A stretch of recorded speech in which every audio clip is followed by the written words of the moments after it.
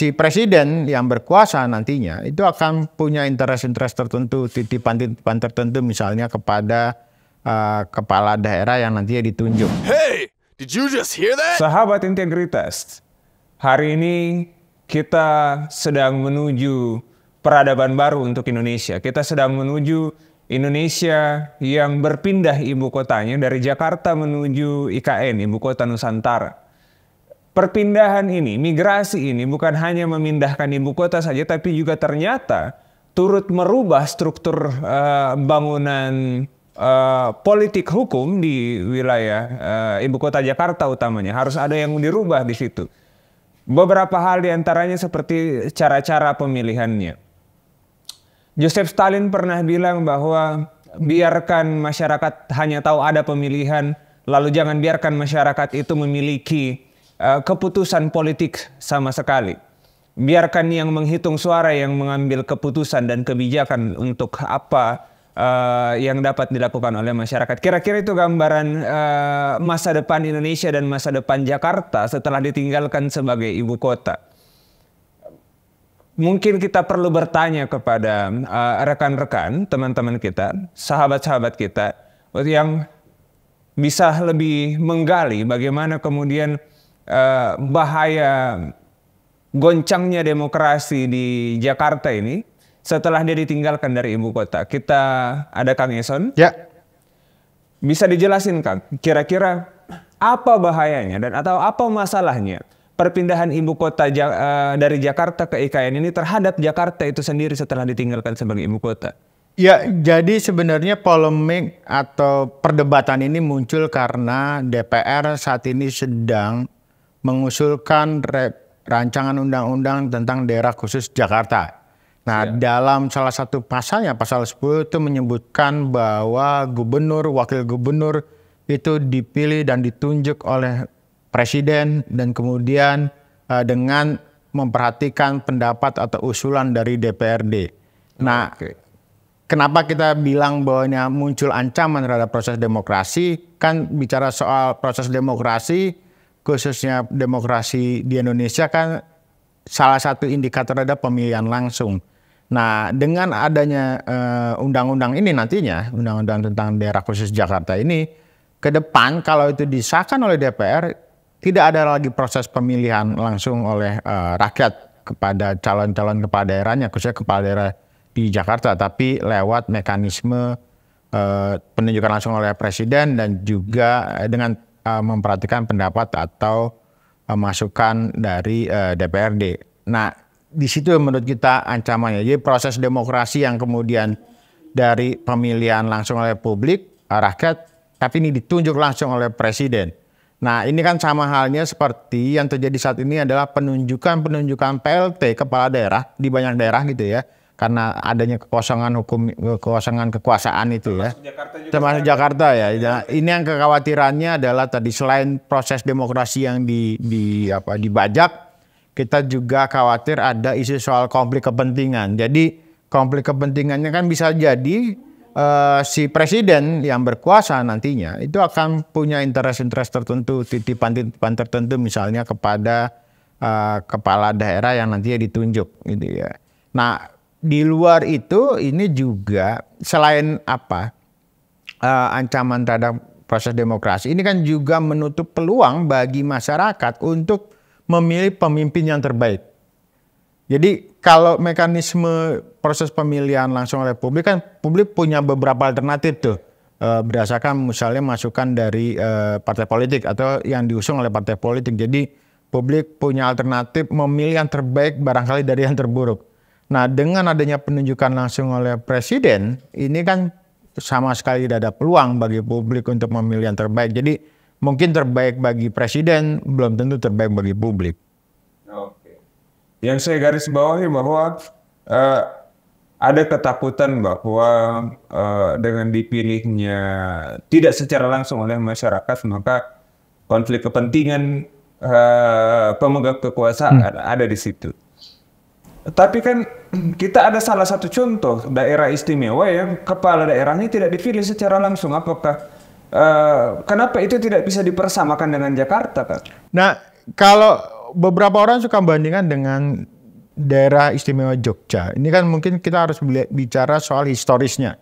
Bahwa historisnya itu memang dia dari kesultanan atau kerajaan di Yogyakarta. Dan memang ini disepakati bahwa khusus untuk daerah istimewa Yogyakarta, karena rajanya masih berkuasa, itu tidak ada mekanisme pemilihan langsung oleh rakyat, tapi memang itu secara garis turun-temurun, garis keturunan gitu ya. Nah, kalau kita bandingkan juga dengan daerah khusus-khusus yang lain, misalnya otonomi Papua, kemudian Nangro Aceh Darussalam gitu ya, yang tanda kutip dianggap daerah otonom atau provinsi otonom, toh mereka juga melaksanakan proses pemilihan oleh rakyat gitu ya. Jadi membandingkan dengan Yogyakarta menurut saya cukup keliru. Dan kemudian mereka akan selalu berdalih bahwa kalau mekanismenya adalah lewat mekanisme pemilihan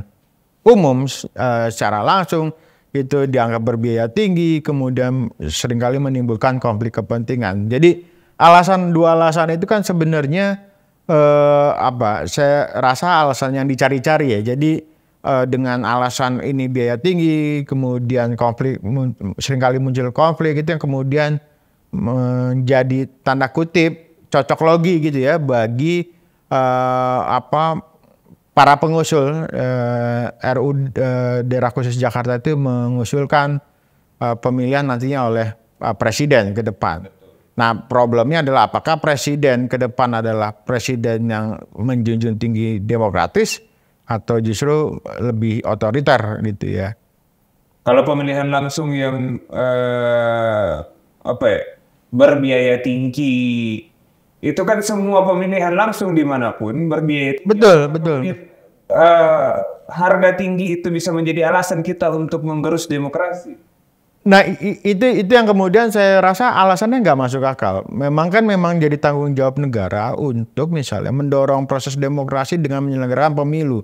Besaran pemilu itu yang kemudian bisa anggaran gitu ya. Kemudian sebenarnya bisa disiasati dengan misalnya mekanisme lewat e-vote gitu ya. Jadi tidak perlu menyediakan kotak-kotak suara, kemudian juga kertas suara yang dari sisi logistik pemilu ini juga salah satu yang besar. Walaupun memang perlu juga dikaji secara lebih hati-hati ya terkait dengan e-vote, tapi itu sudah jadi tanggung jawab negara. Dan kemudian kalau kita bisa lihat misalnya di naskah RUU daerah khusus Jakarta itu kan ada kata-kata misalnya memperhatikan masukan atau usulan dari DPRD.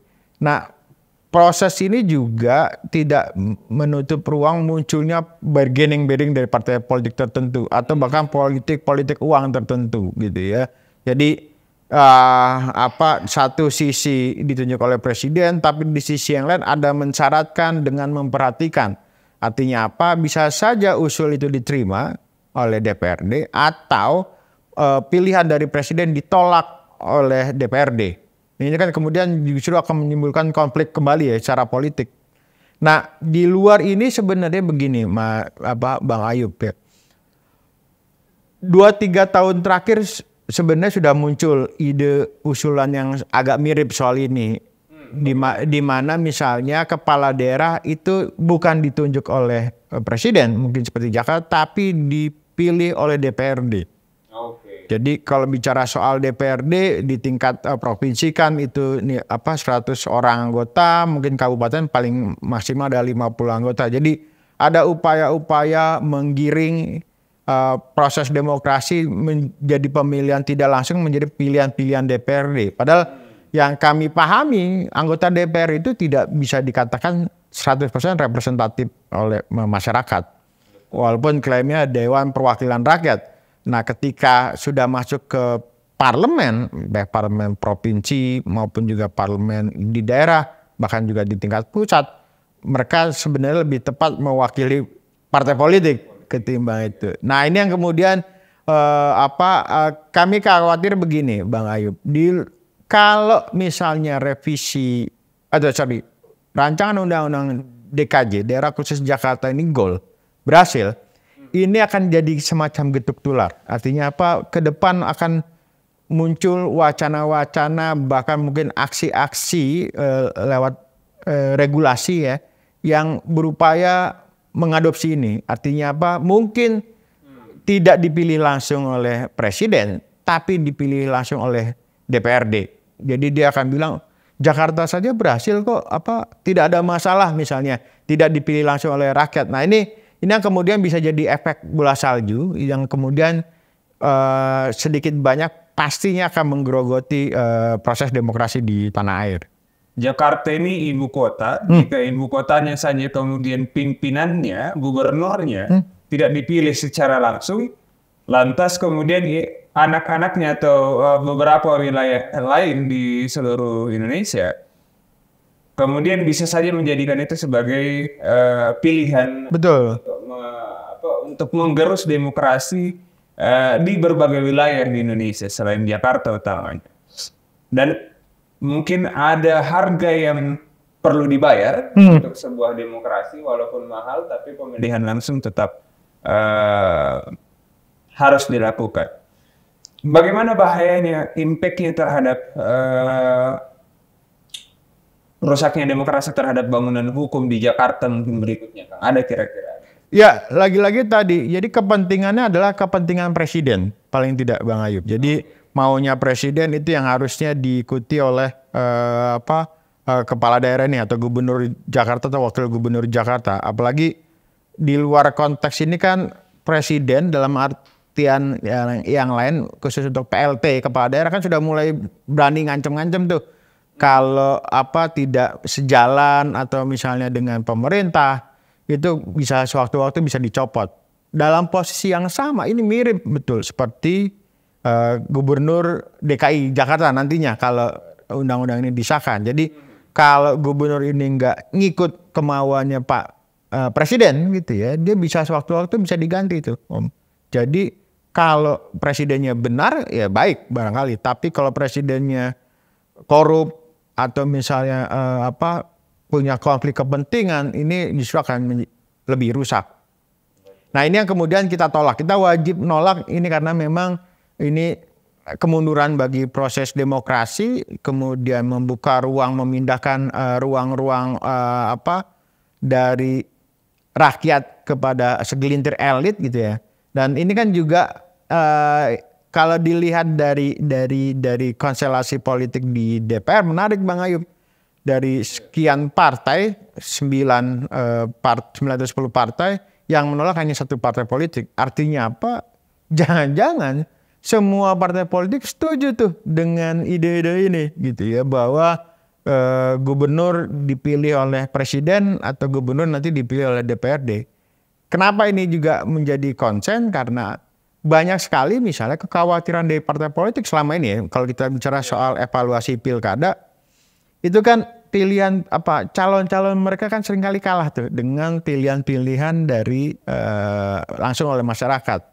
Nah kalau itu dipindahkan dengan mekanisme dipilih oleh segelintir elit, entah presiden atau juga DPRD gitu ya, anggota DPRD, kan ruang-ruang lobby-lobby politiknya itu barangkali jauh lebih murah mungkin dari perspektif DPR.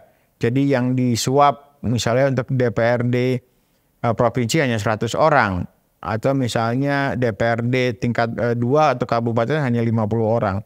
Jadi ini sebenarnya hanya memindahkan persoalan dari praktek-praktek politik uang yang juga belum beres dari masyarakat. Kemudian lari ke elit politik di tingkat parlemen daerah. Bagaimana kalau saya bilang begini, Kang? Ini adalah persiapan jika sang putra mahkota kemudian gagal menduduki kursi 02 untuk dapat diboyong ke Jakarta. Ada indikasi seperti itu tidak? Itu sangat mungkin ya. Sangat mungkin terjadi begini Bang Ayub. Pertama kan kalau ada bukan ada gium ya. Jadi ada prinsip bahwa kalau sudah disahkan maka itu langsung berlaku pada saat disahkan, betul berlaku. Artinya apa? Kalau ini sudah disahkan misalnya sebelum masa jabatan presiden berakhir, artinya yang menentukan nanti gubernur Jakarta adalah Pak Jokowi. Dan itu akan bisa sangat mungkin saja terjadi bergen politik di situ. Misalnya tadi kekhawatiran Bang Ayub, misalnya kalau misalnya putra Pak Jokowi nggak terpilih, bisa saja ada bergen, misalnya Kaisang bisa jadi gubernur semacam bergen politik ya, artinya yaudah nggak jadi presiden tapi bisa diusulkan sebagai gubernur Jakarta, atau misalnya yang kalah kompensasinya adalah menjadi gubernur Jakarta. Ini kan satu yang tidak sehat ya secara demokratis, bahwa pemilihan penunjukan kepala daerah bukan oleh rakyat tapi segelintir elit dan sesuai dengan kemauan elit, bukan kemauan rakyat. Betul. Belum lagi Jakarta ini kan kalau secara politik lebih ke arah seperti showcase untuk persiapan orang-orang yang mau maju menjadi presiden. Betul. Di luar itu kan kita bicara soal APBD DKI yang itu nilainya pasti lebih tinggi dari semua provinsi di tanah air ya. Ada potensi korupsinya. Potensi korupsi besar kan, ini bicara soal anggaran hanya dua pihak, eksekutif maupun legislatif, gubernur, wakil gubernur atau pemerintah provinsi DKI dengan DPRD DKI Jakarta gitu ya. Ini kalau punya persoalan soal gubernurnya pilihan partai politik tertentu, elit tertentu, kemudian juga secara integritas rekam jejaknya bermasalah, potensi kong kali kong untuk memperebutkan kue anggaran APBD DKI Jakarta sangat mungkin terjadi, Bang. Oh, iya. Bukan cukup lagi, sangat berbahaya. Ya.